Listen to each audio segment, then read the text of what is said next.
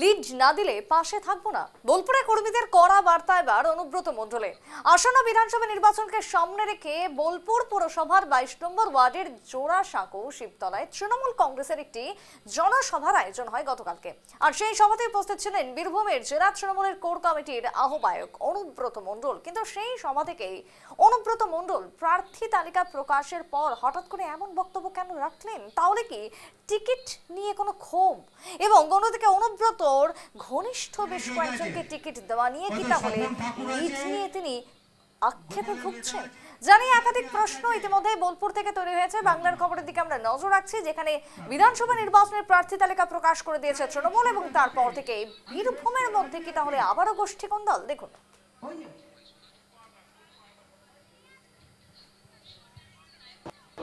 সারা বছর মানুষের কাছে আপনারা থাকেন, মানুষ কতটা সারা দেবে মনে হচ্ছে এবার ভোটে? 100বারে আমার মানুষ মমতা ব্যানার্জির পাশে থাকবে। সাধারণ মানুষ, খেটে খাওয়া মানুষ, দিনমজুর, সব শ্রেণীর মানুষ মমতা ব্যানার্জির সঙ্গে থাকবে। দাদা, বোলপুর পৌরসভা বরাবরই হার হয় তৃণমূলের, সেই জায়গায় নতুন কোনো ইয়ে করবে? সেখানে কোনো ভুল ত্রুটি আমাদের আছে, সেটা আমরা শুধরিয়ে নেব। 5টা বছর মমতা ব্যানার্জি আমাদের জন্য করে, কি করে না বলুন তো? 96খানা প্রকল্প, এ কি ভাবা যায়? এ কি চিন্তা করা যায়? 96খানা প্রকল্প এই বাংলার জন্য করেছে। আবার লক্ষ্মী ভান্ডার বাড়িয়ে দিল। তারপর বেকার ছেলে মেয়েদের জন্য 1,500 টাকা করে দিতে লাগলো। তারপর ক্ষেত মজুর, যাদের কোনো জমি জায়গায় নাই, বছরে 4,000 টাকা দেবে। এ কি চিন্তা করা যায়?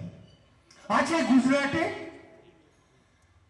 আছে মধ্যপ্রদেশে, আছে হরিয়ানায়, আছে রাজস্থানে, আছে ছত্তিশগড়ে, আছে মহারাষ্ট্রে, আছে বিহারে, আছে ঝাড়খণ্ডে, আছে ইউপিতে, আছে মেঘালয়। কোথায় আছে? উত্তরাখণ্ডে নাই, আসামে নাই, ত্রিপুরায় নাই।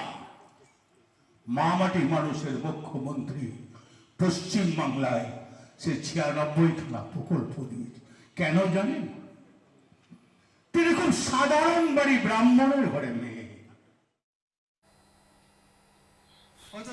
অনুব্রত মণ্ডলের বক্তব্য আপনারা শুনলেন। আমি সরাসরি বীরভূম থেকে শুভদেব জুড়ে গেছে এই মুহূর্তে। শুভদেব, লিড না নিলে পাশে থাকবো না, লিড চাই, তার মানে অনুব্রত মণ্ডলের কেন এই বার্তা দিলেন? তাহলে কি টিকিট না পাওয়া নিয়ে আক্ষেপ?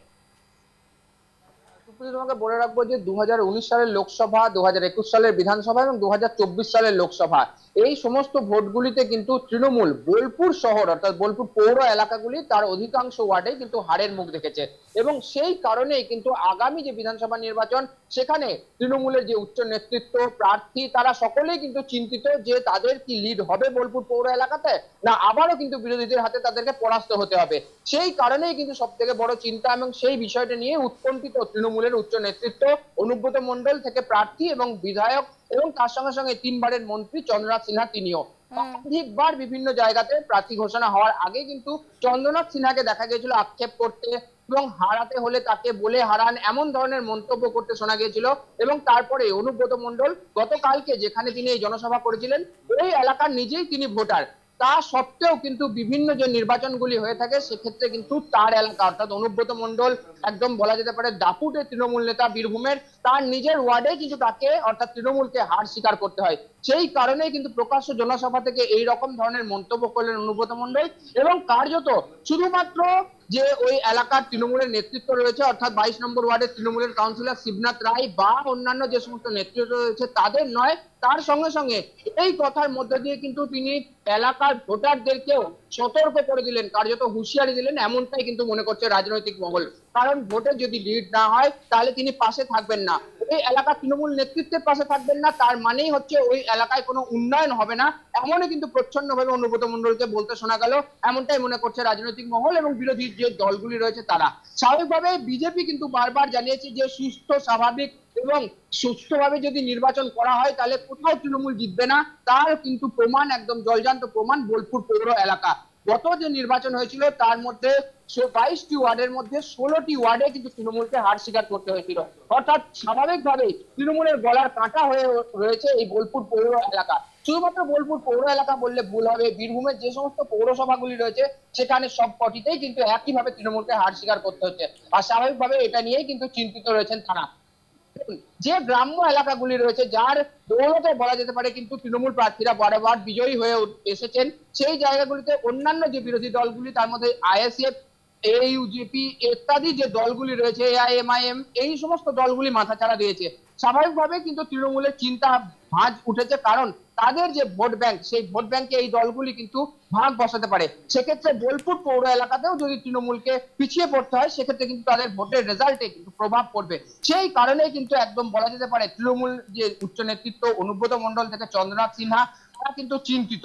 সেই কারণেই প্রত্যেকটি এলাকাতে গিয়ে, অর্থাৎ বোলপুর পৌর এলাকা যে সমস্ত জনসভাগুলি করা হচ্ছে সেখানে গিয়ে কিন্তু এই ধরনের মন্তব্য কথা শোনা যাচ্ছে। স্বাভাবিকভাবেই চিন্তার ভাঁজ তৃণমূলের মাথায়, এবং বিজেপি এই বিষয়টিকে স্বাভাবিকভাবেই ভালো চোখে দেখছে এবং তারা বলছে তৃণমূল নিজেদের ভুল বুঝতে পারছে, সেই কারণেই কিন্তু এমন ধরনের কথা বলছে। যদিও ওই এলাকার সাধারণ মানুষ তারা কিন্তু ক্যামেরার সামনে কোনোভাবেই কোনো কথা বলতে রাজি নয়, যদিও বারবার বলা হচ্ছে যে ওই এলাকাতে কিভাবে, তাহলে তৃণমূল কেন বারবার হারের মুখ দেখছে। তৃণমূলের তরফে অনুব্রত মণ্ডল, চন্দ্রনাথ সিনহা তিনি এলাকার বিধায়ক, বোলপুর বিধানসভা এলাকার, তাদের তরফে বলা হচ্ছে ঢালাও উন্নয়ন করা হয়েছে, কিন্তু তারপরও মানুষের মন কেন পাওয়া যাচ্ছে না সেটা নিয়ে যেমন তৃণমূলের অভ্যন্তরে নিজেদের দলীয় মিটিং করা হচ্ছে, তার সঙ্গে সঙ্গে পর্যালোচনা করা হচ্ছে এবং তার পরবর্তী দেখা যাচ্ছে বিভিন্ন জনসভাগুলিতে গিয়ে এই ধরনের মন্তব্য, এবং শুধুমাত্র আক্ষেপ বা যে এলাকার তৃণমূল নেতৃত্ব তাদেরকে সতর্ক করা বা হুঁশিয়ারি দেওয়া নয়, এলাকার ভোটারদেরকেও কিন্তু এক পক্ষে সতর্ক করা হচ্ছে এবং তাদেরকে বলে দেওয়া হচ্ছে ভোটে যদি তাদেরকে লিড না দেওয়া হয়, অর্থাৎ তৃণমূলকে সাধারণ মানুষরা যদি ভোট না দেয় সেক্ষেত্রে কিন্তু ওই এলাকার উন্নয়ন থমকে যাবে। একেবারে তাই শুভদীপ, ধন্যবাদ তোমায়। অর্থাৎ লিড না দিলে পাশে থাকবো না, এমনটাই কোট আনকোট যে বক্তব্য অনুব্রত মণ্ডলের, তাকে ঘিরে তৃণমূলের অন্দরে যে চাপ তৈরি হয়েছে তা একেবারে পরিষ্কার বীরভূমের বোলপুর থেকে। ঠিক আছে।